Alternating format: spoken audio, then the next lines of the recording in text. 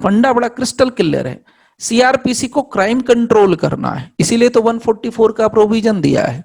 CrPC को घरवाली को शांत रखना है, इसीलिए तो 125 का प्रोविजन दिया है।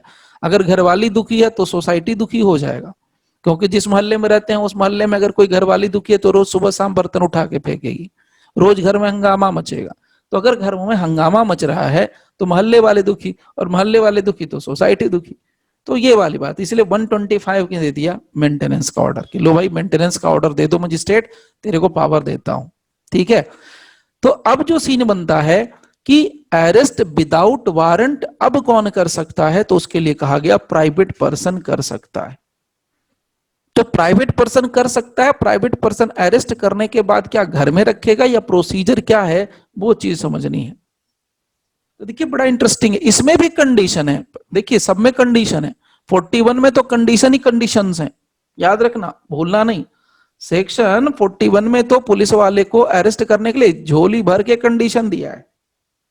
41 सबसेक्शन 1 ए से लेके कहां तक, 1A ए से लेकर ई तक, आई तक। कहां है सर, आगरा नहीं घूमना है, घर पे ही रहना है। ए से लेके आई तक, ए से लेके आई तक पूरा का पूरा कंडीशन ही कंडीशन है। 42 में जाओगे तो फिर अगेन कंडीशन है कि नॉन कॉग्निजेबल होना चाहिए, प्लस क्या होना चाहिए, रिफ्यूजल होना चाहिए, प्लस फॉल्स होना चाहिए, तब जाके अरेस्ट कर लेगा। उसी तरीके से 43 यानी प्राइवेट पर्सन के केस में भी कंडीशन है। Then what is the condition, let's see. देखिए कंडीशन क्या है, कहता है any private person may arrest, करेगा नहीं, हमेशा कर सकता है। So any private person may arrest or cause to be arrested by any, cause to be arrested any person who in presence, in his presence commits a non bailable and cognizable offence. ध्यान दीजिएगा, non bailable and cognizable offence. So non bailable और cognizable offence. देखिए मैं शुरू से इस बात को कह रहा हूं, ऐसे कोई किसी को अरेस्ट कर ही नहीं सकता भाई, कुछ ना कुछ तो लोचा रहेगा ही रहेगा, कुछ ना कुछ गड़बड़ रहेगा ही रहेगा, कोई कुछ ना कुछ कांड करेगा। पुलिस वाले तो ऐसे ही बेचारे, कोई भी आदमी काम करना नहीं चाहता, हर कोई चाहता थोड़े आराम से जिंदगी काट लें यार। हर कोई अपनी जॉब में जाने के बाद दुखी होता है, ये फैक्ट मैं बता रहा हूं। हम लोगों के बहुत सारे स्टूडेंट हैं जो जज बन गए, बनने के बाद भी बेचारे दुखी होते हैं। नहीं बने थे तब दुखी थे कि सर जज बनना है, आज बन गए तो भी दुखी हैं, सर सैलरी कम मिलती है और काम ज्यादा है इसलिए दुखी हैं। प्रमोशन भी है फिर भी दुखी, जितना ज्यादा प्रमोशन उतना ज्यादा काम, तो काम तो छूटने वाला नहीं है, तो कोई काम करना नहीं चाहता। तो यहां वही मैं कह रहा हूं कि जब तक कोई ऑफेंस होगा ही नहीं तब तक कोई पुलिस वाला या कोई भी आदमी किसी को अरेस्ट नहीं कर सकता है, क्वेश्चन भी नहीं पूछ सकता है। आप चलते रहिए रास्ते में, कोई कुछ नहीं बोलेगा। अब जैसे ये हाथरस में हुआ, उन 4 लड़कों ने कांड किया, उन 4 लड़कों ने ऑफेंस किया, तभी तो इतना बड़ा बवाल मचा। वो अपराध करते नहीं, उनको अपने अपने कंट्रोल होता तो ये काम होता नहीं। अगर वो अपराध करते नहीं, तो ऑफेंस नहीं करते तो शायद ये कांड ही नहीं होता। तो सिमिलरली यहां पर भी क्या है कि प्राइवेट पर्सन के केस में भी कहा है कि प्राइवेट पर्सन भी तभी और केवल तभी किसी को अरेस्ट कर सकता है जब उसके सामने वाली बात होगी, उसके सामने वाली बात होगी। क्यों? क्योंकि कहा है इन हिज प्रेजेंस। प्रेजेंस का मतलब क्या होता है, what is the meaning of presence? ठीक है, मैं घर में कपड़े धो रहा हूं, मैं डिनर कर रहा हूं, मैं लंच कर रहा हूं, मैं ब्रेकफास्ट कर रहा हूं, और बाहर रोड पर शोर हो रहा है और मैंने सुन लिया हाँ जी वो उसने उसको पीटा, उसने उसको पीटा, और मैं खाना वाना खा के मस्त मजे से निकलता हूँ, हाथ वाथ धो के पूरा अच्छे से सुखा के जाके उसको पकड़ के लेके चल देता हूँ। ये नहीं होना है, ये 43 नहीं परमिशन देता है। 43 कहता है कि तुम खाना नहीं खाते होते, तुम सामने बैठे होते, तुम्हारे सामने वैसा होना चाहिए। इन हिज प्रेजेंस का मतलब है तुम्हारी नजरों के सामने तुम्हारी उपस्थिति मौजूद होनी चाहिए, ऑन द स्पॉट, उस घटना स्थल पर, on the place of occurrence you must be there at the time of commission of an offense. So what is 43?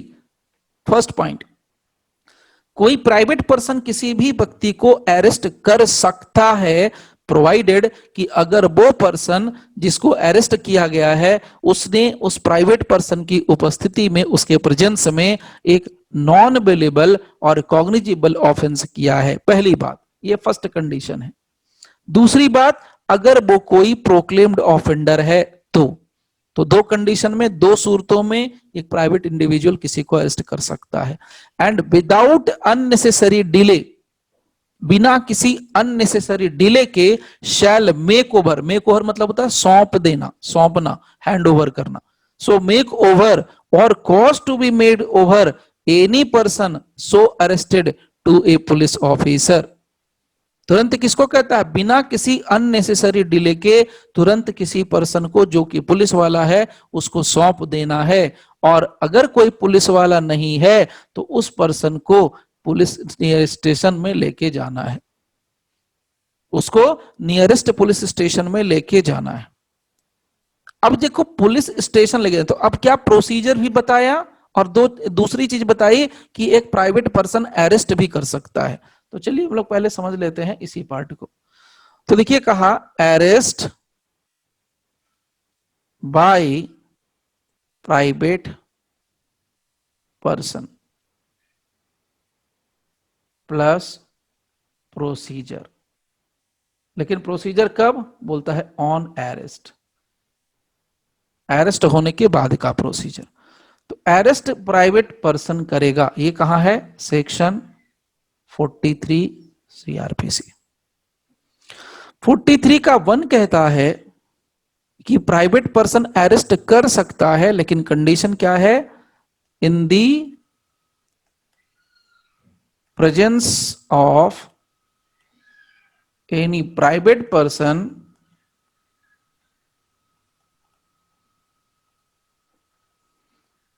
an accused has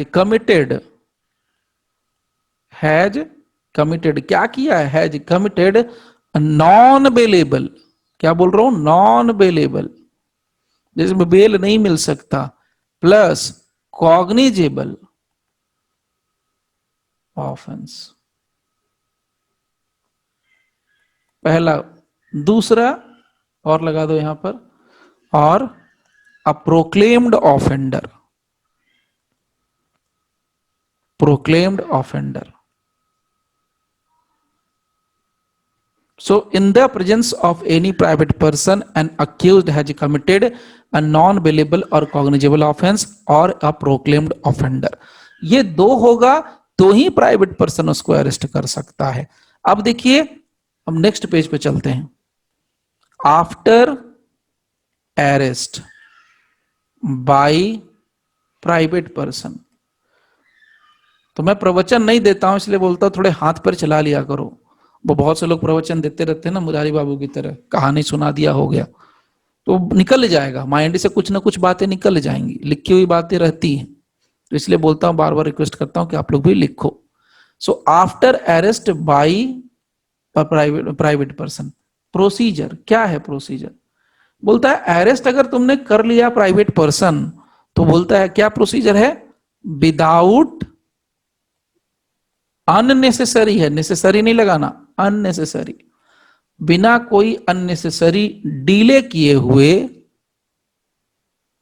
shell make over, shall make over किसको लेके जाएगा? Shall make over, shall make over any person so arrested, जिसको arrest किया गया है, so arrested, कहां लेके जाएगा? टू ए पुलिस ऑफिसर,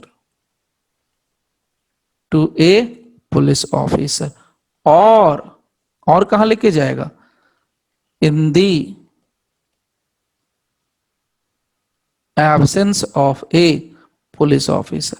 अगर कोई पुलिस वाला नहीं मिला तो कहां क्या करेगा? पुलिस वाला मिला तो पुलिस वाले को सौंप दो, और अगर नहीं मिला तो क्या करेगा? टेकन इन कस्टडी, उसको कस्टडी में लेते हुए, टेकन इन कस्टडी, कहां लेके जाएगा? To the nearest police station. So नजदीकी के पुलिस स्टेशन में चला जाएगा। पीएस कर दो शॉर्ट में, मामला फिनिश। तो after arrest by private person, ये है प्रोसीजर। अब इसी में और एक प्रोसीजर जोड़ेंगे, ये तो प्राइवेट पर्सन के लिए गाइडलाइंस है कि भैया तुम प्राइवेट पर्सन हो, तुम ऐसा करोगे। लेकिन अब अरेस्ट करने के बाद प्राइवेट पर्सन ने थाने में पहुंचा दिया, तो पुलिस वाला क्या करेगा? तो कहता है कि if there is a reason to believe कि वो पर्सन जो है अंडर सेक्शन 41 के प्रोविजन में आता है, तो दोबारा उसको री अरेस्ट कर लिया जाएगा। यानी वो 41 सबसेक्शन 1 की बात कर रहा है कि 41 सबसेक्शन 1 के तहत अगर वो आता है बंदा, या वारंट वाले केस में आता है, कहीं भी आता है, तो उस केस में क्या कर लेगा? सीधा सीधा उसको पुलिस वाला उसको दोबारा से री अरेस्ट करेगा। तो ये पुलिस वाले की ड्यूटी है। अब आपकी ड्यूटी फिनिश। ये पुलिस वाला देखेगा कि हाँ 41 में आता है कि नहीं आता है। नाउ द लास्ट सबसेक्शन कहता है कि अगर जहां पर रीजन टू बिलीव है, यदि आपके पास रीजन टू बिलीव है, विश्वास करने का कारण है कि उसने एक नॉन कॉग्निजेबल ऑफेंस किया, कॉग्निजेबल नहीं, नॉन कॉग्निजेबल ऑफेंस किया है, and he refuses on the demand of a police officer. फिर वही बात 42 वाली बात कि अगर पुलिस वाला नाम पूछता है, पता पूछता है, और वो नाम और पता गलत बताता है या नहीं बताता है, दोनों ही सूरतों में, तब उसको 42 के तहत डील किया जाएगा और छोड़ दिया जाएगा। But if there is no sufficient reason to believe that he has committed any offence, he shall be at once, क्या लिखा है? एट वंस का मतलब होता है तुरंत, क्या कर दिया जाएगा? रिलीज। तो ये हम लोगों का after arrest by private person ये प्रोसीजर है। इसी में हम लोग मेंशन कर देंगे नेक्स्ट प्रोसीजर क्या है फॉर पुलिस। तो पुलिस क्या करेगी? देखिए पूरे पॉइंट ही मैं ओपन करके शेयर कर रहा हूं, कहीं कोई दिक्कत नहीं है। देखिए पुलिस के लिए क्या है, पुलिस के लिए कहा है if there is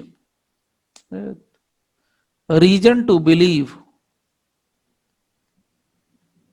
reason to believe that such person, such person मतलब जिसको अरेस्ट किया है, सच पर्सन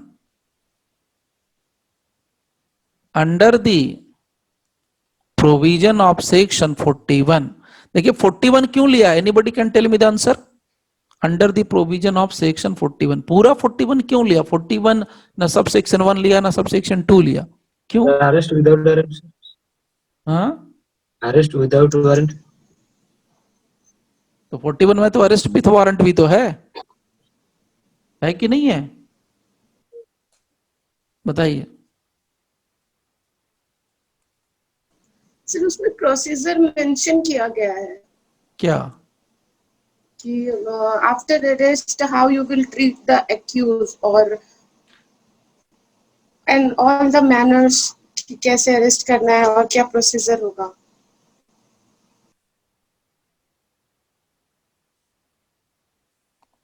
फोर्टी वन लेने का मतलब है 41(1) भी ले लिया, 41 का 2 भी ले लिया। नहीं तो सीआरपीसी इतना बेवकूफ नहीं है जितना आप सोच रहे हैं। सीआरपीसी स्पेसिफिकली मेंशन करता है कि भाई 41 का 1 मैं ले रहा हूं, 41 का 2 ले रहा हूं। But why 41? 41 कंप्लीट क्यों ले लिया? This is my question. To believe, reason to believe. क्या रीजन टू बिलीव है? रीजन टू बिलीव का मतलब क्या? रीजन टू बिलीव है he means he will be commit any offense or not. Reasonable complaint और रीजनेबल सस्पिशन और This is information. देखिए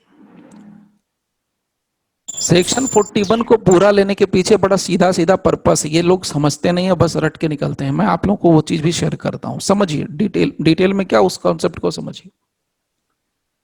एक प्राइवेट पर्सन बस इतना ही देख रहा है कि ये प्रोक्लेम्ड ऑफेंडर है। प्रोक्लेम्ड ऑफेंडर का मतलब सीधा एग्जांपल मैं आपको देता हूं देहाती वाला, कि वो एक चिपका देते हैं ना पैम्पलेट और कहते हैं इस पर्सन के ऊपर इतना इनाम, ठाकुर ने मेरे ऊपर कितने का इनाम रखा है, तो 5,000 रुपया। वही सीन है। जैसे अभी विकास दुबे था, विकास दुबे यूपी वाला, उसके ऊपर शायद 2 लाख या 5 लाख का इनाम था।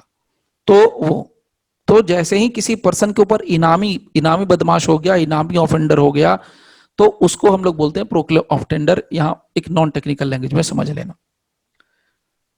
तो बेचारा प्राइवेट पर्सन को क्या पता है, प्राइवेट पर्सन तो बस हो सकता है पैसे के लालच में पकड़ लिया, अरे पकड़ लिया तो चलो 5 लाख रुपया मिलेगा, पकड़ लिया उसने। एक तो ये रीजन है लालच देके पकड़वाने का कि सरकार का काम थोड़ा कम हो जाएगा। दूसरा एक और पॉइंट बता रहा हूं, अगर प्राइवेट पर्सन के सामने नॉन अवेलेबल और कॉग्निजेबल ऑफेंस होता है, अगर उसको पावर नहीं देगा तो फिर बड़ा गड़बड़ हो जाएगा। क्यों? क्योंकि वो प्राइवेट पर्सन के साथ भी ऑफेंडर कुछ कर सकता है। सपोज मान लीजिए कोई लड़की स्कूल कॉलेज जा रही है, उसके फादर उसको छोड़ने जा रहे हैं, उसका भाई उसको छोड़ने जा रहा है स्कूल कॉलेज, और उसी लड़की के साथ कोई छेड़खानी कर दी, हरकत कर दी, गलत हरकत कर दिया, तो वहां पर उसको पावर है, अगर उसके पास फोर्स है, बल है, ताकत है, तो वो उसको अरेस्ट कर सकता है। क्यों? क्योंकि वो नॉन अवेलेबल और वो कॉग्निजेबल ऑफेंस कर रहा है। कोई मार पिटाई कर रहा है तो वो नॉन अवेलेबल कॉग्निजेबल ऑफेंस कर रहा है, तो उसको अरेस्ट कर सकता है। तो प्राइवेट पर्सन तो ये अरेस्ट कर सकता है। तो इन्हें प्राइवेट पर्सन को सिर्फ मोटी मोटी 2 बातें दिखती हैं, या तो पैसा दिखता है, कितना इनाम है तो पकड़ लेगा किसी को, या उसके सामने उसके परिवार वालों को या उसके रिश्तेदार को या किसी XYZ पर्सन के साथ गलत होता है तो फिर वो उस पर्सन को अरेस्ट कर लेगा, अक्यूज्ड को। तो ये 2 सूरत हो गई पकड़ने की। लेकिन जब पकड़ के ले जाता है पुलिस स्टेशन में, तो पुलिस वाले के पास तो कुंडली होती है थोड़ी, तो पुलिस वाले ने क्या करा, कुंडली निकाल के देखना शुरू किया। जब पुलिस वाले के पास लेके जाएगा उसी अक्यूज्ड को, उसी ऑफेंडर को, तो पुलिस वाला देखेगा 2 चीजें। क्या इस बंदे के खिलाफ कोई मामला पेंडिंग है बिफोर द कोर्ट, जिसमें कि इसके खिलाफ कोई वारंट आ रखा हो अरेस्ट करने के लिए और ये भटक रहा हो, तो हमने पकड़ लेना है। या पहले से कोई और इशू है 41 सबसेक्शन 1A से लेकर के I तक का, मैं क्या बोल रहा हूं 41 सबसेक्शन 1, 41 सबसेक्शन 1 में A से लेकर I तक का कोई इशू अगर फॉल करता है तो पुलिस वाला देखेगा। तो पुलिस वाला दोनों एंगल देखता है, 41 का सबसेक्शन 1 भी देखेगा, 41 का सबसेक्शन 2 भी देखेगा, दोनों एंगल को देख लेगा। उसको अगर वारंट दिख गया तो 41 के सबसेक्शन 2 के तहत उसको अरेस्ट कर लेगा, और अगर नहीं वारंट दिखा, 41 सबसेक्शन 1 A से लेके I तक का पार्ट दिखेगा, तो फिर उसको अरेस्ट कर लेगा। अब समझ में आया? 1 भी लिया, 2 भी लिया। क्यों लिया? क्योंकि वारंट ऑफ अरेस्ट किसके पास आता है? पुलिस वाले के पास आता है। हो सकता है पुलिस वाला उसको ढूंढ रहा होगा और पब्लिक ने उसको पकड़ के लाके दे दिया, और उसके खिलाफ वारंट है, तो वारंट है तो पकड़ना तो पकड़ेगा ही। इसीलिए क्या लिखा, if there is reason to believe that such person under the provision of section 41, तो 41 में दोनों ही पार्ट इंक्लूड हो गया, 41 का 1 और इसमें 41 का 2। ए पुलिस ऑफिसर शैल करेगा तो करेगा री अरेस्ट। भाई री अरेस्ट क्यों करेगा? सोचिए ठंडे दिमाग से, री अरेस्ट करेगा, इसका मतलब है 41 के सबसेक्शन 2 में भी अरेस्ट हो रहा है। 41 के सबसेक्शन 1 से तो अरेस्ट होते ही होते हैं, 41 के सबसेक्शन 1 से तो कोई भी बंदा अरेस्ट हो जाएगा, लेकिन 41 के सबसेक्शन 2 से वही बंदा अरेस्ट होता है जिसके खिलाफ मजिस्ट्रेट से, कोर्ट से कोई वारंट जारी हुआ रखा है। तो अभी क्रिस्टल क्लियर हुआ? समझ में आई बात? क्यों लिया 41 को? Yes, sir. अब मजिस्ट्रेट के पास पहुंचा दिया प्राइवेट इंडिविजुअल ने। अब प्राइवेट इंडिविजुअल पहुंचा देगा, अगर ये वाला पार्ट नहीं मिला, यानी ये वाला पार्ट नहीं है, यानी उसके खिलाफ कोई पहले से वारंट नहीं है, या 41 सबसेक्शन 1 का कोई इशू नहीं बनता है, तब क्या बचा पुलिस वाले के पास? यानी पुलिस वाले को पता चल गया कि इसके खिलाफ कोई वारंट पेंडिंग नहीं है। पुलिस वाले को यह भी पता चल गया कि 41 सबसेक्शन 1 का कोई इंसिडेंट मौजूद नहीं है। इसका मतलब सीधा भला आदमी है, उसको ऐसा लग रहा है पुलिस वाले। तो क्या करेगा? नाम पता पूछेगा, तब नाम पता पूछेगा, क्योंकि जरूरी तो नहीं है ना कि हर एक प्राइवेट पर्सन जो अरेस्ट करेगा वो सही अरेस्ट करेगा। ये भी तो हो सकता है, झूठ भी तो पकड़ के ला सकता है, किसी और को दुश्मनी निकालने के लिए तो ला सकता है। तब उसे नाम पता पूछेगा। नाम पता पूछने पर अगर वो मना करता है या गलत बताता है तो 42 का प्रोविजन, 42 में क्या है कि नाम पता गलत बताया या नहीं बताया तो फिर अरेस्ट करेगा, नाम पता पूछ लेगा और उसके बाद PR बॉन्ड यानी पर्सनल बॉन्ड ले लेगा विथ श्योरिटी विदाउट श्योरिटी, उसके बाद उसको रिलीज कर देगा। अगर कुछ भी नहीं है, कहा no sufficient reason to believe that he has committed any offence, तब ही शैल बी रिलीज। देखिए कितना आपको अगर ध्यान से पढ़ेंगे ना बारीकी से तो आपको बहुत इसकी चतुराई समझ में आएगी CRPC की। क्या बोलता है जरा ध्यान से समझिए। मैं आपको लास्ट पॉइंट ये आपको इसलिए सिखा रहा हूं ताकि आप कोई भी एक्ट पढ़ो तो उसने चतुराई से पढ़ो, अपना सेल्फ स्टडी भी करना लाइफ में किसी सब्जेक्ट के लिए तो दिमाग लगा के ओपन करके करना। देखिए क्या लिखा है, if there is sufficient reason to believe that he has committed any offense he shall be at once released। क्या लिखा है यहां, नो छोड़ना नहीं है। if there is no sufficient reason, छोटा सा शब्द है no, no sufficient reason to believe, यानी पुलिस वाले को लगता है पर्याप्त मात्रा में उसके पास विश्वास करने का कारण है कि उसने कोई अपराध नहीं किया है। हद हो गई यार, हद में भी हद हो गई, हदों की भी हद हो गई। कैसे? 43 का सबसेक्शन 1 में कहता है कि प्राइवेट पर्सन तो तभी अरेस्ट करेगा जब वो नॉन बेलेबल कॉग्निजेबल ऑफेंस करता है, और पुलिस वाला कहता है इसके मेरे पास कोई रीजन ही नहीं है उसको अरेस्ट करने का। देखो कॉन्ट्रडिक्शन। इसीलिए कहा कि जरूरी नहीं है कि पब्लिक जो बोले, प्राइवेट पर्सन जो बोले वो पुलिस वाला माने। प्राइवेट पर्सन हो सकता है कि झूठा भी अरेस्ट करके ले आए, पुलिस वाला भी झूठा भी हटा सकता है, लेकिन पुलिस के पास पद है, पोस्ट है, इसीलिए उसको माफ है। एक रामायण में एक दोहा है, मेरे को सही से बोलने नहीं आता, मैंने रामायण पढ़ी नहीं है, बट उसका मीनिंग मैं समझता हूं, आपको भी शेयर करता हूं। उसमें कहा गया कि सामर्थ्यवान पुरुष, ऐसा उसमें लिखा है, सामर्थ पुरुष कछु दोष नहीं, ऐसा कुछ है। समर्थ को नहीं दोष गुसाई। हाँ ऐसा कुछ है, देखिए समर्थ को नहीं दोष गुसाई। हाँ, मतलब कहा गया कि जो चौपाई। सामर्थ्यवान पुरुष है या सामर्थ्यवान इंसान है, उसके किसी भी काम को करने से कोई उस पर दोष नहीं लगता है। तो जैसे मोदी जी हैं, योगी जी हैं, वो उसको सामर्थ्यवान दोष है। नहीं लगता। हाँ, अब उनके जमाने में उनके राजकाज में 100 लोग मर भी जाएंगे तो दोष नहीं लगेगा। वो हम और आप जैसे लोग सोचते हैं, अरे एक बिल्ली मर गई तो चलो 100 किलो सोना या 5 किलो सोना उसको दान करना है, मंदिर में चढ़ाना है, ब्राह्मण को चढ़ाना है, ये हम सोचते हैं। एक कुत्ता मेरे हाथ से मर गया, एक मच्छर मर गया, वो हम और आप जैसे लोग सोचते हैं। जो सामर्थ्यवान है, जिसके पास पावर है, वो ऐसा नहीं सोच सकता। उसके लिए कहा है तुलसीदास ने कि कुछ भी करे सबका सब माफ है। ठीक है, तो वही बात यहां पर बोली मैंने, किस लिए किस कंटेक्स्ट में बोला वो भी।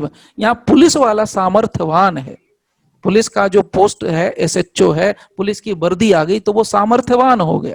तो सामर्थ्यवान है तो वो झूठ भी बोलेगा तो सही है। जैसे हाथरस में क्या हो रहा है, DM सरेआम झूठ बोल रहा है, किसको नहीं दिखता है कि झूठ बोल रहा है, SP झूठ बोल रहा है, सबको दिख रहा है, SHO झूठ बोल रहा है, सबको दिख रहा है, लेकिन वो सामर्थ्यवान है, उसकी बात को पास कर दिया जाएगा, लेकिन उस आदमी की बात को पास नहीं किया जाएगा जिसके साथ ये इंसिडेंट हुआ है। तो यही बात होती है। ठीक है, तो यहां पर अब आपको मैंने कॉन्ट्राडिक्शन दिखाया कि ऊपर में फर्स्ट सबसेक्शन में कहता है कि भैया अगर अपराध करेगा तो लेके आएगा, यानी कि इसका मतलब है कि प्राइवेट इंडिविजुअल आदमी के साथ गलत हुआ, उसके सामने नजरों के सामने गलत हुआ, तभी तो वो पकड़ के ला रहा है पुलिस स्टेशन में, और पुलिस वाला कहता है जी नहीं इसने तो कुछ किया ही नहीं, he has a sufficient reason to believe that no offense has been committed by him, then in that condition he shall be at once released, तुरंत छोड़ दो उसको। तो आपके कहने से नहीं होगा, पुलिस वाला के कहने से सब कुछ होगा। रिमेंबर, ये चीज समझिए। ठीक है, ये 43। अब देखिए, इसको भी मैंने सारी बातें यहां पर शेयर कर दी। अब इसका कुछ और पार्ट्स में आपको शेयर कर देता हूं। मैंने आपको शायद याद कीजिए, मैंने इस सेक्शन के साथ एक सेक्शन को रीड विथ करने के लिए कहा था, और मैंने पहले इसको बता रखा है, अगर याद हो तो। 43 के साथ रीड विथ कराया था किसी सेक्शन को, याद है? सेक्शन 37।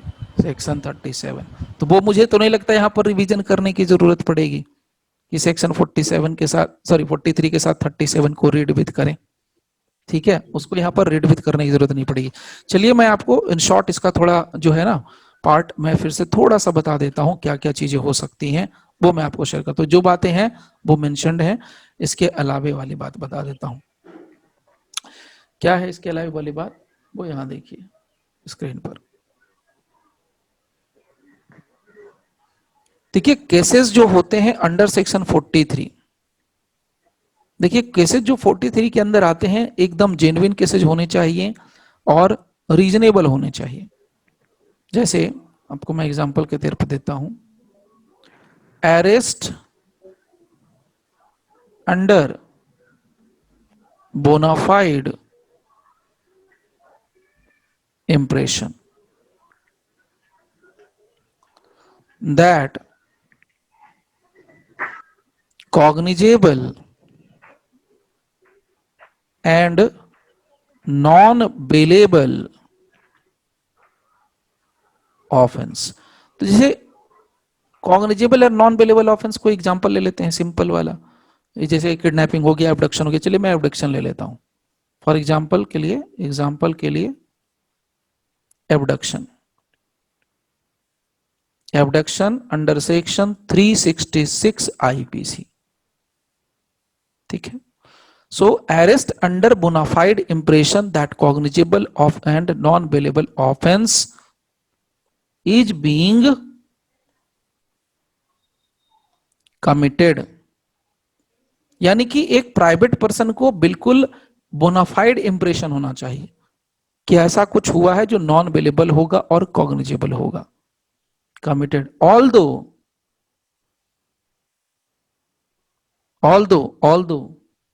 यद्यपि द केस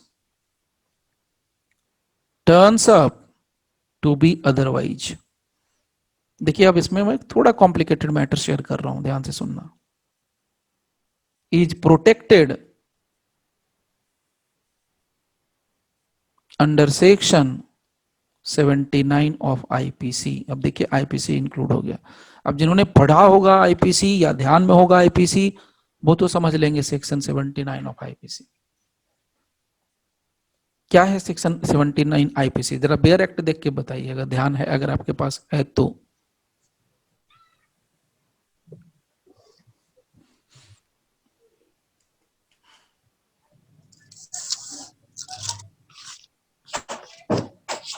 विधि की भूल, तथ्य की भूल से कुछ है। Mistake of fact sir. क्या? Mistake of facts. Mistake of fact. Mistake का फैक्ट। तो अब समझ में आ रहा होगा कि मिस्टेक ऑफ फैक्ट कौन करेगा, किसके थ्रू करेगा, यही बात है।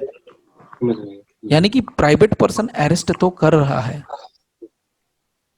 प्राइवेट पर्सन अरेस्ट तो कर रहा है। जैसे फॉर एग्जांपल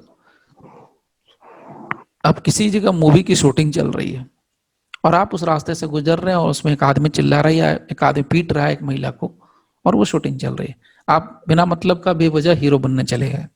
चल रही है मूवी, आप उसमें जंप मार रहे, नहीं मैं तो जा रहा हूँ हीरोइन को बचाने के लिए। मिस्टेक ऑफ फैक्ट, ठीक है, तो वो नहीं करना है। इसीलिए कहा है यहां पर कि अरेस्ट जो होता है प्राइवेट पर्सन की तरफ से होता है and that must be under bona fide impression. और बोनाफाइड इंप्रेशन का मतलब कि कॉग्निजेबल और नॉन बेलेबल ऑफेंस होना चाहिए। यद्यपि कुछ भी मामला होने दीजिए, it is protected under section 79। यानी अगर आपने गलत तरीके से भी अरेस्ट कर लिया, गलत तरीके का मतलब क्या है, चल रही थी शूटिंग, बन गए आप हीरो, चले गए उस महिला को बचाने के लिए और उस आदमी को पकड़ लिया और पकड़ के बीट पाट के लेके चले गए पुलिस स्टेशन और बोला देखो जी ये तो महिला को पीट रहा था सर, मैंने तो देखो बड़ा हीरो वाला काम किया है। आपने किसी की नहीं सुनी, सीधा उठाया गाड़ी में डाला, लेके चल दिए। अरे तेरी हिम्मत कैसे हुई, मेरे रहते मेरे मोहल्ले में आके तू कैसे कर सकता है ऐसे? तूने मार पिटाई कर रहा था तो एक महिला को, जाके थाने में पता चला रहे यार ये तो फिल्म का हीरो है, ये तो फिल्म की शूटिंग चल रही थी। That is called mistake of fact. तो इसीलिए कहा कि even though it is a mistake of fact, मान लो कि ये मिस्टेक ऑफ फैक्ट भी है तो भी वो प्रोटेक्टेड रहेगा, ये बात आती है। इसीलिए ये बात भी आई कि अगर पुलिस वाले को लास्ट में रीजन टू बिलीव लगता है कि सफिशिएंट रीजन उसको मिलता है कि नहीं नहीं इसने कोई अपराध नहीं किया है, तो छोड़ दो, क्योंकि वो मिस्टेक ऑफ फैक्ट से भी तो आप अरेस्ट कर सकते हैं ना किसी पर्सन को, ये वाली बात होती है। नाउ द लास्ट सबसेक्शन क्या बोलता है, जो बात मैंने अभी बताई, दैट्स इट। लिखना है तो लिख लीजिए, एक लास्ट में वो आएगा 43 का सबसेक्शन 3 के लिए लिख लेना। इट कंटेम्पलेट्स, कंटेम्पलेट मतलब विचार करना, it contemplates a case where after the arrested person the arrested person is bound to a police officer,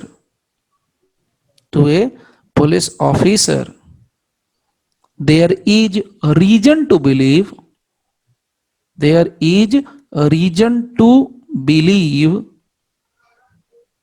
the offense alleged to have been committed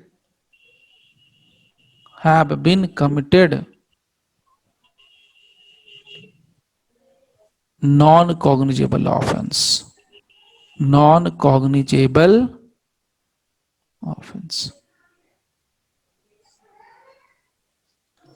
Full stop. ये पार्ट भी हो गया क्लियर।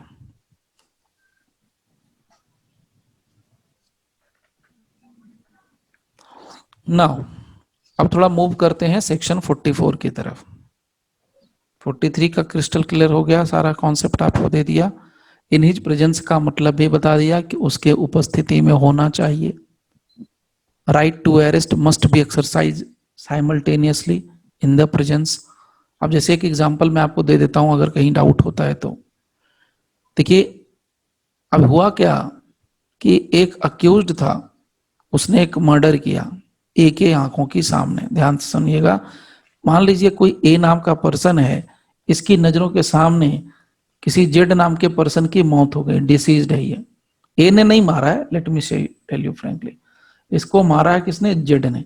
जेड ने murder किया किसका? X का। और ए जो है आई विटनेस है, इसने देखा इसकी आंखों के सामने। सो अक्यूज्ड मारता है जेड को, जेड मारता है एक्स को और मार और के भाग जाता है। नाउ इंटरेस्टिंग क्या होता है, जब अक्यूज्ड लौटता है 10-15 दिन के बाद, यानी मार पिटाई करने के बाद 15 दिन के बाद लौटता है घर। मान लो 10-15 दिन के बाद, मार के तो भाग ही गया, रहा तो नहीं। तो 10-15-20 दिन के बाद जब वो आ जाता है, तब ये देखता है कि अच्छा वो आ गया, चलो अब जाके पुलिस में कंप्लेन करते हैं या उसको पकड़ के लेके जाते हैं। तब क्या करता है, जब वो लौट के आता है 15 दिन के बाद, तब ए जेड को पकड़ता है और फिर उसको पुलिस स्टेशन लेके जाता है। तो क्या ये प्रोटेक्टेड होगा under section 43? Is it protected under section 43? No. नहीं सर। यही बात होती है। और वो भी बेचारा गया पकड़ने के लिए ए जेड को, तो जेड ने फिर चाकू मार दिया इसको। बोले तुम्हारी हिम्मत कैसे, तुमने देखा कि मैं एक्स का मर्डर कर रहा हूं और तुम मेरे को पकड़ के पुलिस के पास ले चलोगे? तो जेड ने ए को चाकू मार दिया। So A tried to arrest him and जेड स्टैब्ड। ठीक है, तो he was stabbed by the accused.